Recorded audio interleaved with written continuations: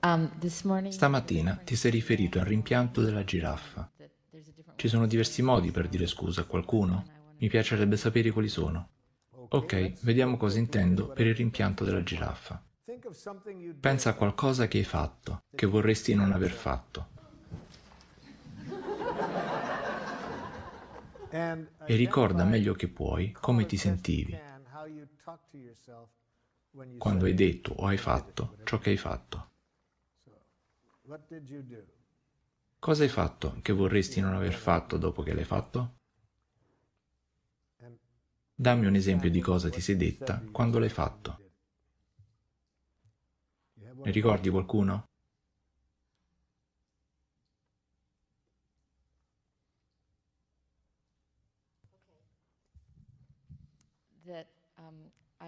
Mi sentivo sulla difensiva e ho criticato qualcuno.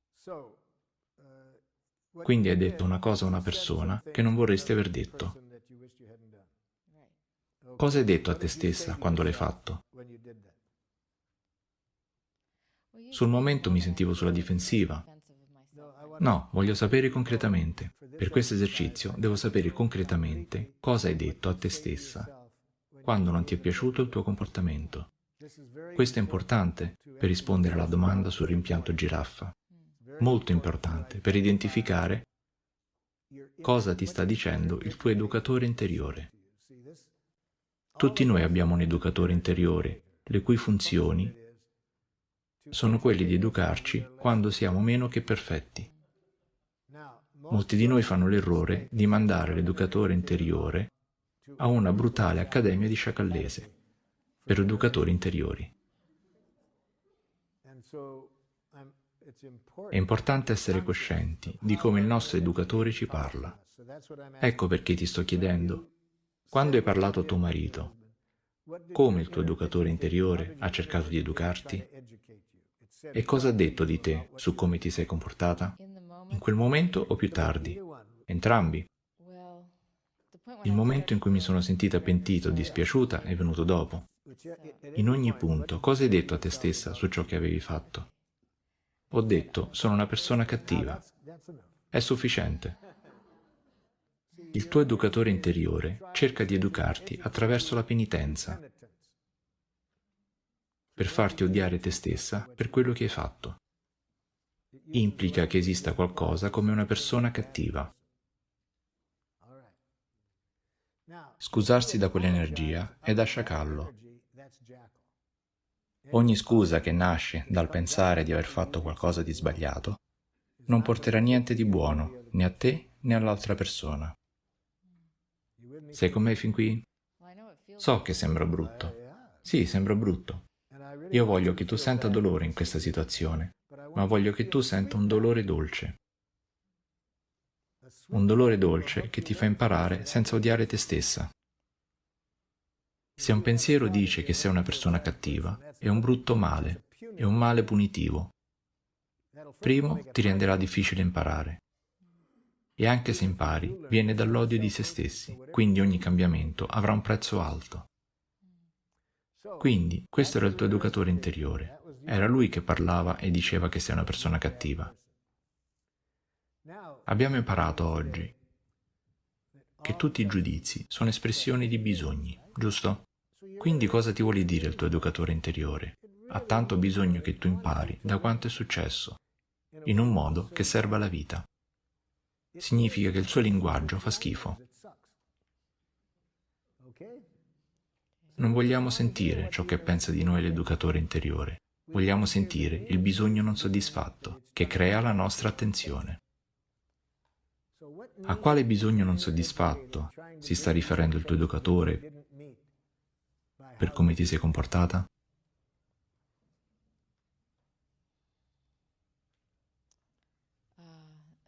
Il bisogno di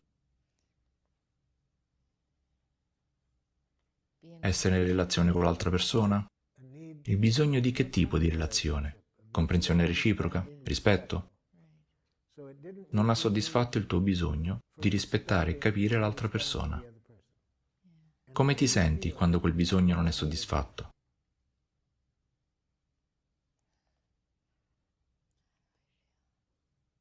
in colpa. Hai ancora la proiezione della cattiva persona in mente. Se c'è del pensiero di quel tipo in giro, la colpa nasce dal giudizio. Mi sento separata e isolata.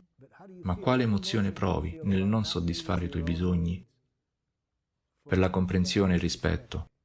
La colpa nasce da quell'immagine di persona cattiva. Ma quali sentimenti nascono dal non incontrare i tuoi bisogni nel rispondere a questa persona con rispetto e comprensione? Tristezza? Ecco il dolore dolce. Ecco il rimpianto della giraffa. Se dici, sai, il modo in cui ti ho parlato mi rende molto triste, non incontra il mio bisogno di rispettarti e comprenderti.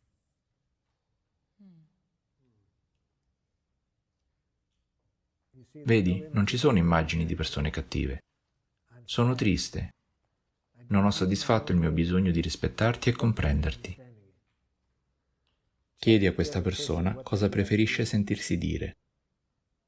Se preferisce il rimpianto della giraffa o la scusa di essere una persona cattiva.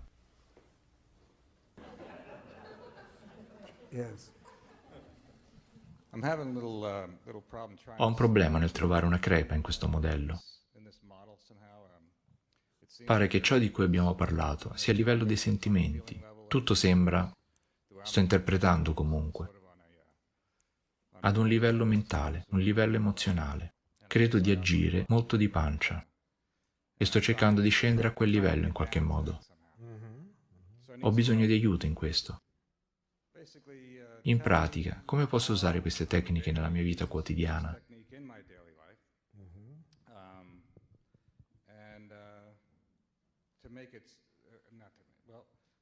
In modo che sia naturale per me agire così?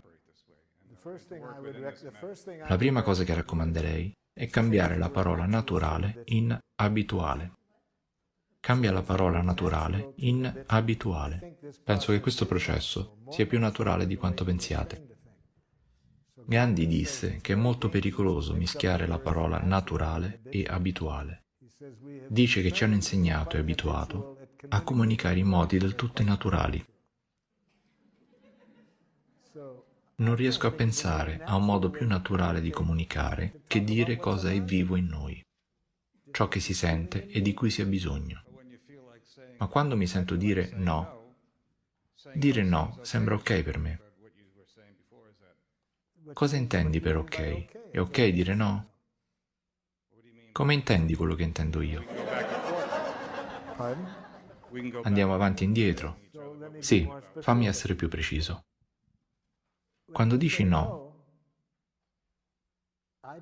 predico che dicendo no, più spesso di quanto vorresti, l'altro reagirà in un modo che non è nel tuo migliore interesse.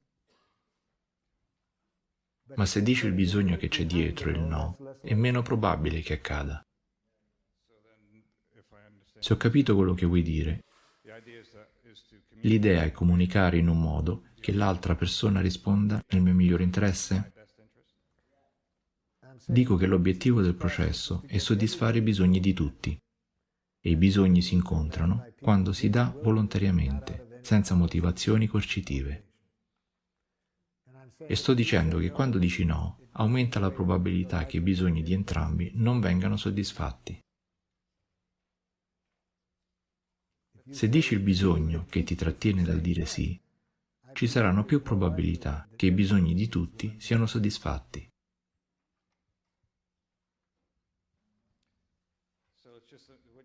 Quindi se ho capito cosa intendi, basta esprimere i bisogni senza dire no? Intendo che il bisogno è un'espressione più chiara di ciò che vuoi esprimere rispetto al no.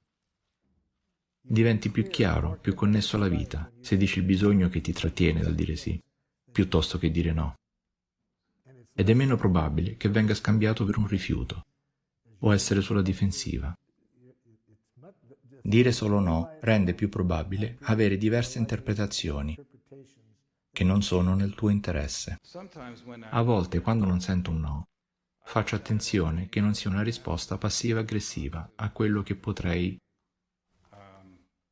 volere. Facciamo che io abbia un appuntamento con qualcuno e invece di dire no non si presenta l'appuntamento? e mi dà una ragione del perché non è venuto? Non sto suggerendo questa risposta. Vorrei che quella persona ti dicesse onestamente, fin da subito, i suoi bisogni. Se l'avesse fatto, non saresti finito in quella situazione. Ha detto un sì che non era vero. C'è chi non vuole dire ho paura. Se le ragioni fossero che ha paura? Sì, dipende da cosa è successo in passato, quando ha detto no.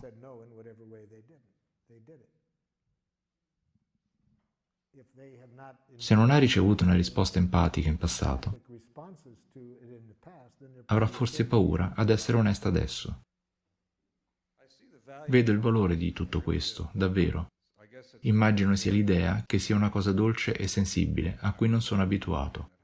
Quello che stai cercando di capire è come mettere tutto questo all'interno di un idioma da usare giornalmente e in cui ti senti a tuo agio. Potrebbe essere così. Nei training mostriamo alle persone come sviluppare un vocabolario e come inserirlo nel loro linguaggio abituale. C'era uno studente che viaggiava con me e voleva dimostrarmi gratitudine. Gli piaceva qualcosa che avevo fatto. Lavoravo duramente in un gruppo. Nella pausa mi disse, dittatore. Questo era Giraffa, perché sapeva che io sapevo a cosa stava reagendo. Sapeva che non avrei sentito un giudizio, sapeva che avrei indovinato i suoi sentimenti e bisogni. Me lo poteva dire, dittatore.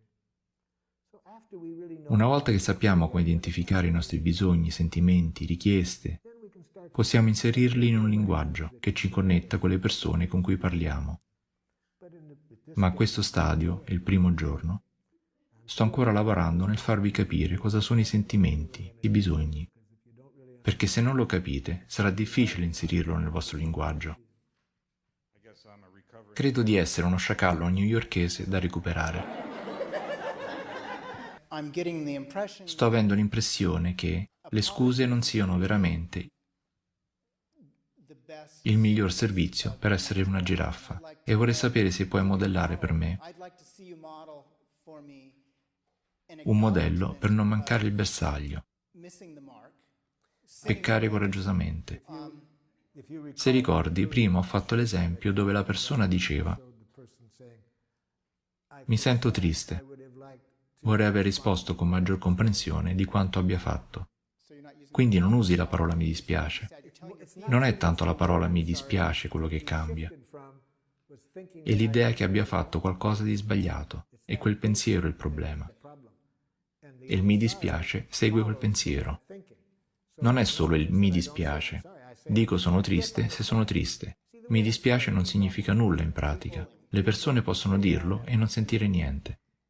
Lo dici per comprare il perdono. Se mi sento triste, lo dico. Mi sento triste. Vorrei essere più consapevole dei tuoi bisogni, ad esempio, quando non avevo considerato i bisogni dell'altro. Ma non dico mi dispiace, sono stato sconsiderato. Non mi do colpe, non ho fatto niente di sbagliato. Non esiste niente come il fare qualcosa di sbagliato. Ciò che ho fatto non era in armonia con i miei bisogni, voglio più di questo. Sono triste e voglio essere più consapevole dei tuoi bisogni. Ti va bene come esempio? Grazie. Ho una domanda.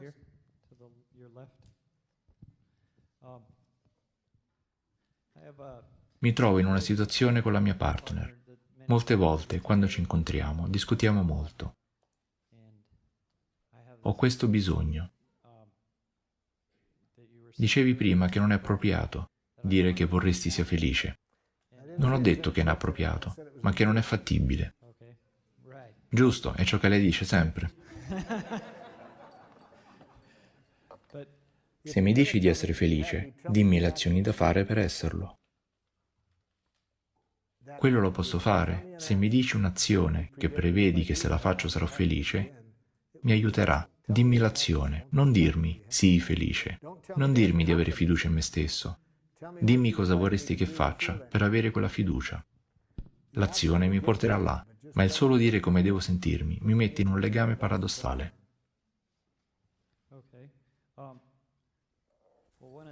Un'altra cosa sarebbe che quando stiamo insieme non voglio necessariamente essere o andare da qualche parte con lei, se non è nello spirito giusto in quel momento. Empatizza con il perché non ho un buon umore e ce l'avrò.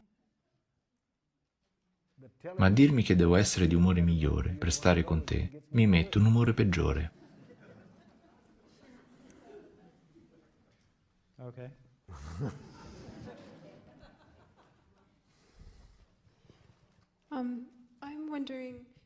Mi domando se c'è qualcosa per... Sento ansia per un viaggio che sto organizzando per vedere mia madre. C'è una dinamica dove lei vuole veramente aiutarmi nell'organizzare ogni cosa di ciò che faccio durante la mia visita e vorrei essere più... Lascia che ti mostri come fare.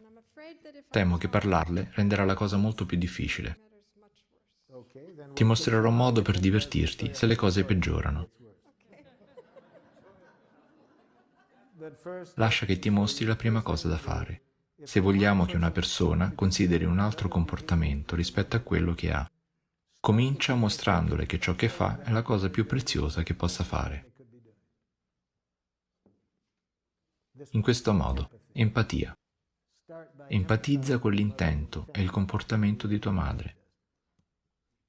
Mamma, immagino che quando ti fai avanti e mi mostri tutte le cose che potrei fare, ti prendi molto cura di me durante questa visita e voglio essere certa che tu sia d'accordo. Oh certo, ci sono tante cose che... È molto, molto importante per te che io passi delle belle giornate e vuoi contribuire. Sì. Passo 1. Vedete? Questo intendo per dimostrare comprensione. Più siamo preoccupati per quel comportamento, più è importante cominciare con quello. Ecco perché, se lavoro nelle prigioni, con molestatori sessuali, stupratori, se voglio che questa persona trovi un altro modo di comportarsi, mi devo assicurare che non odino se stessi per ciò che hanno fatto. Più odieranno se stessi, più continueranno a farlo. Comincio dall'empatizzare con i loro bisogni. Ok, hai capito questo passo. Il prossimo passo, quello con cui abbiamo iniziato oggi. Dico onestamente come mi sento. Mamma, mi sento in difficoltà ora, perché sono grata per le tue intenzioni, ma ho proprio bisogno di fare da sola le mie scelte, qui. Perché credo sia difficile per gli altri sapere di cosa ho bisogno. Ho bisogno di questo spazio per capirlo da sola. Puoi dirmi cosa mi hai sentito dire? Così sono sicura di essere stata chiara?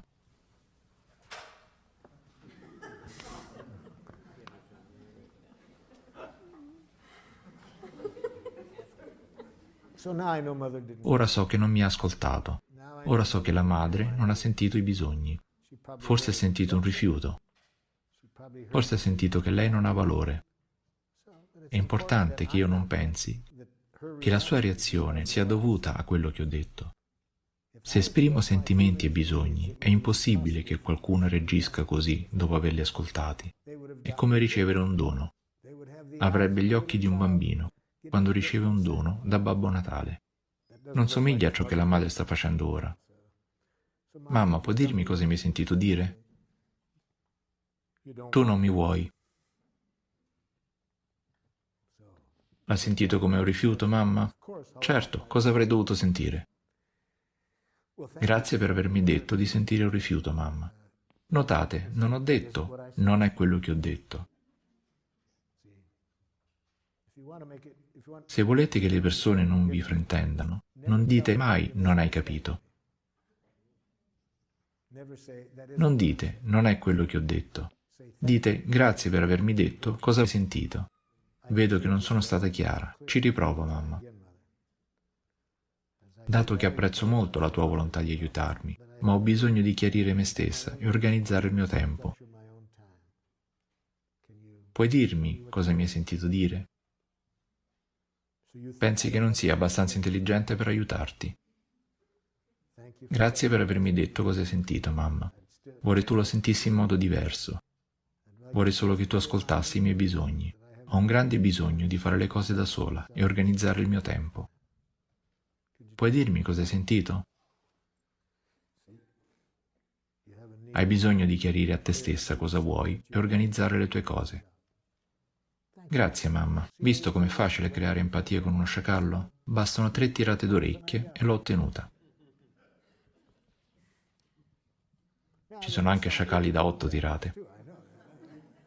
Ma posso dire, da quanto sei dolce, che tua madre è uno sciacallo da 3 tirate. Thank you.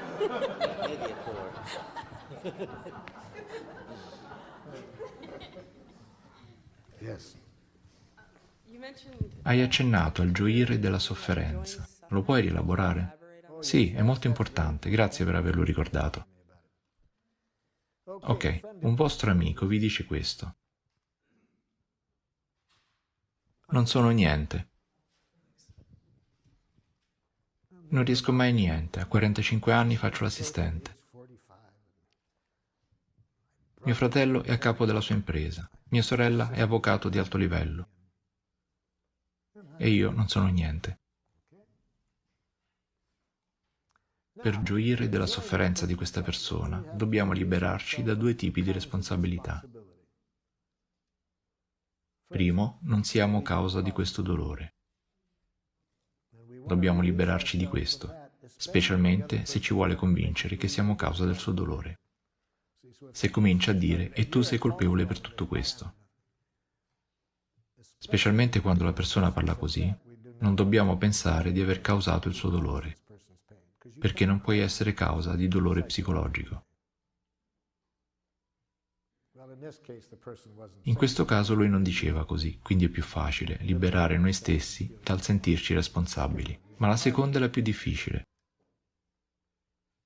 Pensare di dover sistemare, far sentire meglio la persona. Più pensiamo sia nostro dovere far sentire meglio una persona, più peggioreremo la situazione. Perché non potete guarire le persone. La buona notizia è che non dovete farlo, c'è un'energia potente e curativa sempre disponibile, se non la blocchiamo. Come blocchiamo questa energia? Cercando di correggere le cose noi stessi. Come possiamo permettere a quell'energia di funzionare? Con l'empatia. L'empatia richiede presenza, basta essere presenti. Quando siamo presenti, quando ricordiamo il consiglio buddista, non fare niente, rimani lì. Quando lo facciamo, quell'energia lavora attraverso di noi. C'è una preziosa connessione tra quella persona e noi. È quella preziosa connessione che intendo per gioire del dolore. Gioire di quella preziosa connessione, che questa persona senta gioia o dolore, siamo presenti lì, con lei. Ecco cosa intendo. Ma blocchiamo quell'energia bellissima se proviamo ad aggiustare le cose. Se diciamo tranquillo, passerà, peggioriamo le cose. Se cominciamo a dare consigli, peggioriamo le cose.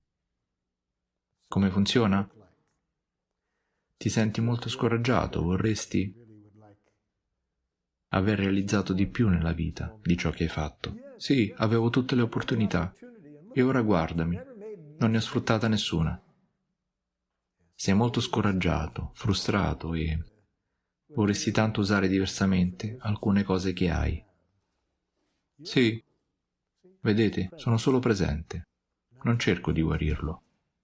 Quando accade, c'è una vera e preziosa connessione. Intendo questo per gioire del dolore. Questa preziosa connessione porta guarigione, non i consigli, non altro. Potresti chiarire la differenza tra l'empatia e l'incoraggiare e sostenere la soap opera? Qualcuno che soffre e ogni tanto, e a volte essere lì fa da sottile incoraggiamento invece di... Il sottile incoraggiamento di cui penso tu stia parlando nasce quando la persona parla di cosa gli è successo. Ti racconta 50 volte la storia.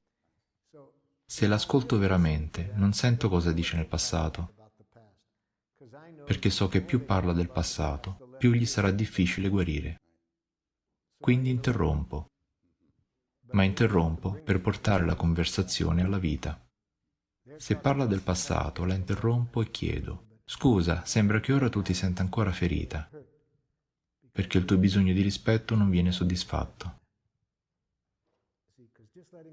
Lasciargli parlare del passato e fare domande su ciò che è accaduto in passato serve solo a far continuare la soap opera.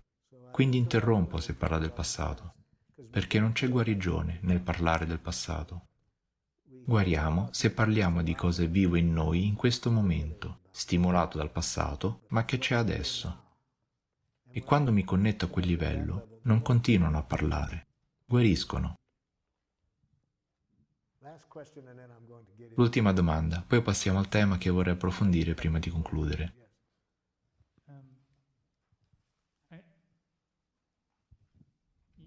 Tu parli di che nessuno può causare a un altro dolore psicologico. E ho pensato, gli abusi con cui sono cresciuto e che vedo in famiglia, e la sofferenza che ho vissuto durante la mia vita, attraverso la mia guarigione e tutto il resto. Le altre persone erano uno stimolo per la tua sofferenza e tu ne eri partecipe per il modo in cui le affrontavi. Ad esempio, se mi seguissi nel mio lavoro, lo vedresti chiaramente. In posti come Ruanda, Burundi, Sierra Leone, ho lavorato con persone cui è stata uccisa tutta la famiglia. Alcune di quelle persone hanno tanta rabbia che vivono ogni momento per la possibilità di vendicarsi. Altri non provano rabbia, non l'hanno mai avuta. Stesso identico stimolo, sentimenti profondi. Niente rabbia. Non è lo stimolo che determina la nostra reazione emozionale. Quella parte sta a noi. Ho lavorato con alcune donne, purtroppo molte, che sono state violentate. Alcune di loro provavano vergogna, profonda vergogna. Altre provavano rabbia. Altre si sentivano diversamente, quindi lo stesso stimolo dipende da come viene visto, se provocherà vergogna, rabbia o altro. Stavo lavorando con una donna del Ruanda.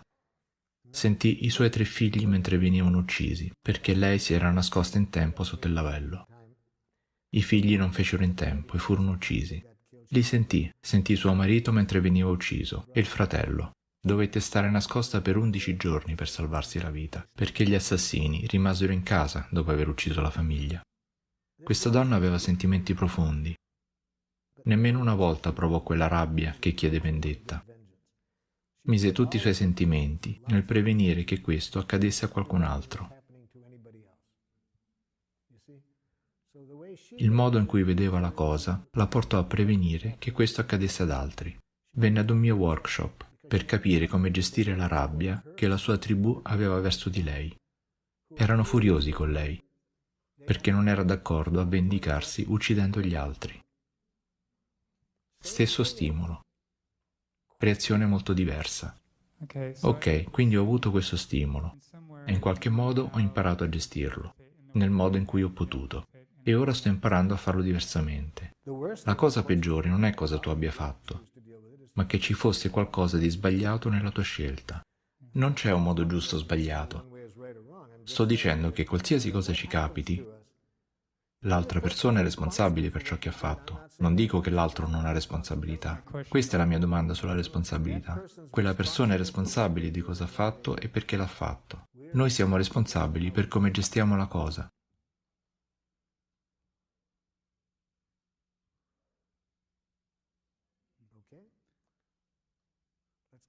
Vorrei capire come può un bambino diventare responsabile. Per prima cosa insegnerei al bambino ciò che ho insegnato a te, dopo aver dato al bambino tutta l'empatia di cui ha bisogno. Immagino che sia molta. Immagino di dover lavorare molto e vedere nel bambino un dolore enorme come risultato di questo.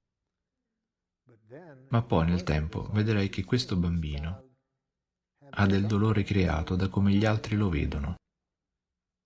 Vedrei che stanno creando dolore su dolore per come lo guardano. Dopo che il bambino ha avuto l'empatia di cui ha bisogno,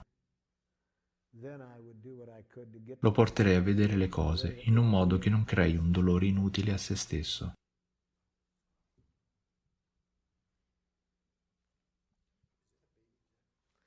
Questo è un baby sciacallo.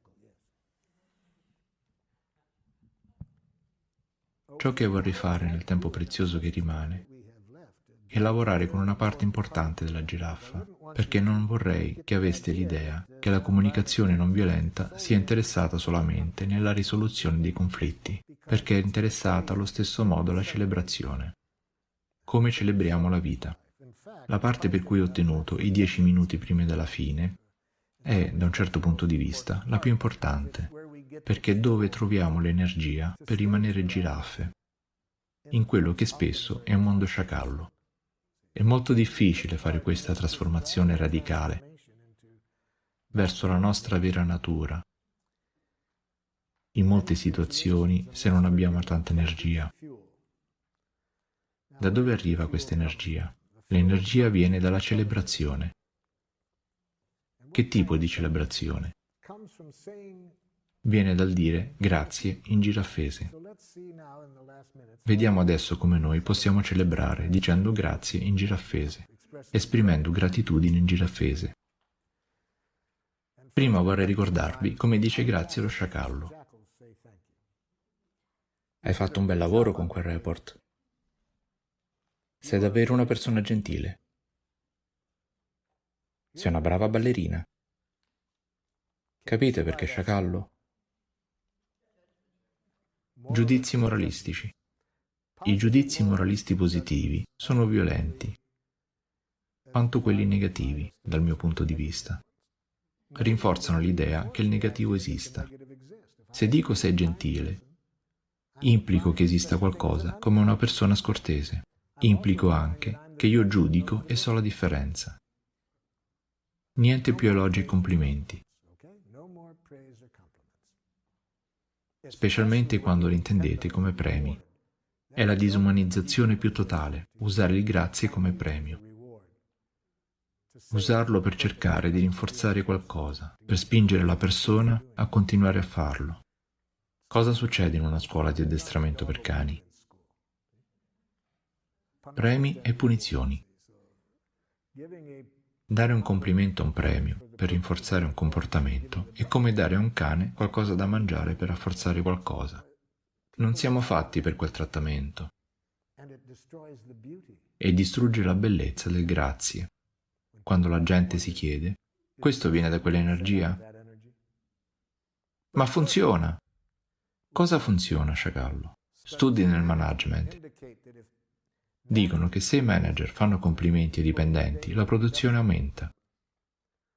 Studi nelle scuole dimostrano che se le maestre fanno complimenti agli studenti, loro studiano di più.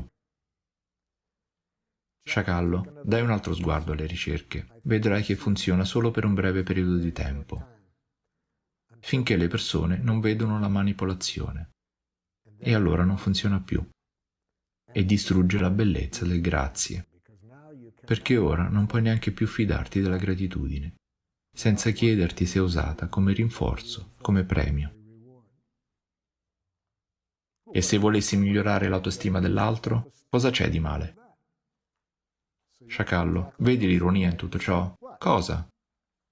Se l'altro si piace solo quando gli fai complimenti, non ha autostima. È solo dipendente dal tuo premio. Stanno bene solo se dici qualcosa su di loro. Non hanno autostima.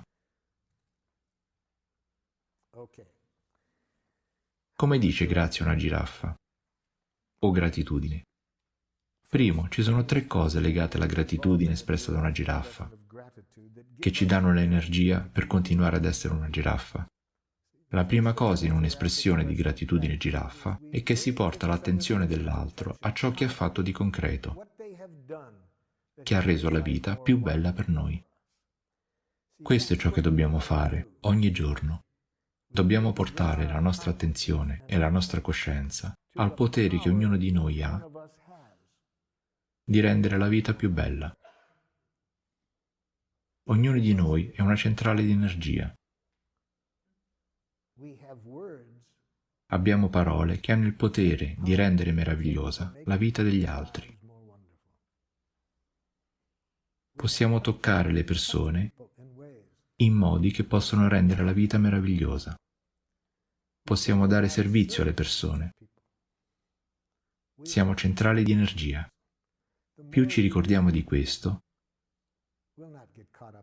meno ci intrappoleremo in giochi violenti.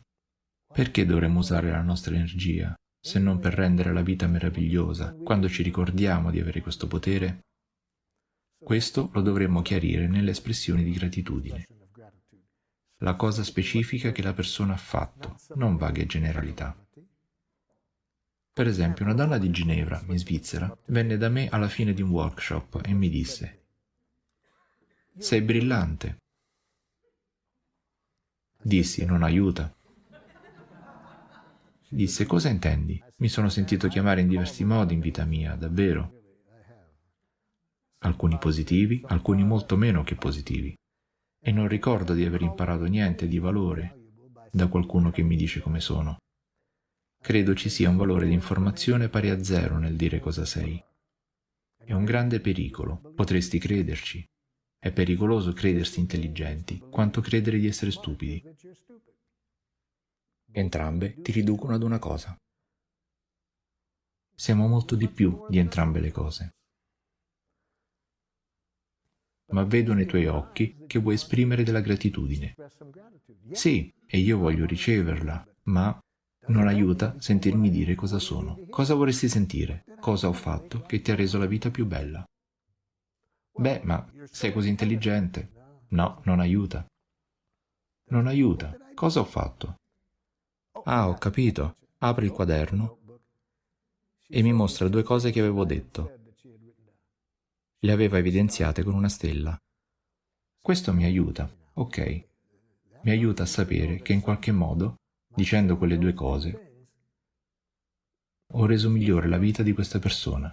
Questa è la prima cosa che abbiamo bisogno di dire. Nell'apprezzamento, porre l'attenzione dell'altro sull'atto concreto che ci ha reso la vita più bella. Secondo, nel momento in cui esprimiamo gratitudine, diciamo come ci sentiamo al momento per ciò che ha fatto la persona. Ho detto a questa donna: «Come ti senti ora come risultato delle 2 cose che ho detto?» Disse: «Speranzosa e sollevata». Speranzosa e sollevata. Questo mi dà molto di più che sentirmi dire che sono brillante.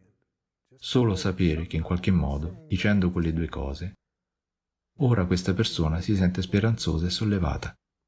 Quando sentirò la terza cosa, sarò davvero in grado di gioire di questa gratitudine. Chiesi: quali dei tuoi bisogni sono stati soddisfatti, dicendo le cose che ti hanno lasciata speranzosa e sollevata? È la terza cosa che dobbiamo dire nella gratitudine giraffa. Disse: «Ho un figlio di 18 anni con cui non sono mai riuscita a rapportarmi. È doloroso non essere mai riusciti a connetterci e avevo bisogno di aiuto. Per connettermi con lui, quelle 2 cose che hai detto soddisfano il mio bisogno di avere un aiuto concreto». Quindi se avesse espresso gratitudine in giraffese, avrebbe detto: «Quando hai detto queste 2 cose, mostrandomi quali erano, sono rimasta speranzosa e sollevata. Soddisfano il bisogno di connettermi con mio figlio come vorrei». Questo è il modo in cui esprimiamo gratitudine in giraffese. 3 cose. Ma è altrettanto importante come riceviamo gratitudine. Vi mostro come uno sciacallo riceve gratitudine. Sciacallo, quando mi hai offerto un passaggio per andare dove volevo andare, mi sono sentito molto grato perché avevo bisogno di passare più tempo con la famiglia. E prendendo l'autobus avrei avuto 1 ora in meno. Non è niente. Di niente. Se volete terrorizzare uno sciacallo, esprimetegli amore o apprezzamento. Davvero, se volete spaventare uno sciacallo. Niente spaventa di più uno sciacallo di una sincera gratitudine o amore. Perché sei così nervoso, sciacallo, se ti dico questo? Beh, non so se lo merito. Gli sciacalli hanno questo concetto pericoloso in testa: meritare. È un concetto molto violento. Implica che devi meritare apprezzamento. Devi meritare una punizione per come ti sei comportato. Il concetto di meritare è un ingrediente chiave in uno stile di vita violento. Se credete nel merito, pensate che alcune cose meritano di essere dette. Instauri un sistema economico distruttivo. Instauri un sistema correttivo distruttivo. Concetto molto pericoloso. Non è l'unica ragione. Per quale altro motivo ti spaventa tanto sentire gratitudine, sciacallo? Che c'è di male nell'essere umili? Quindi hai bisogno di umiltà? Sì. Vedi, sciacallo, ci sono diversi tipi di umiltà e temo che la tua sia umiltà da sciacallo. Penso che la tua sia quella a cui reagì un primo ministro quando disse ad alcuni dei suoi politici: non siate così umili, non siete così bravi.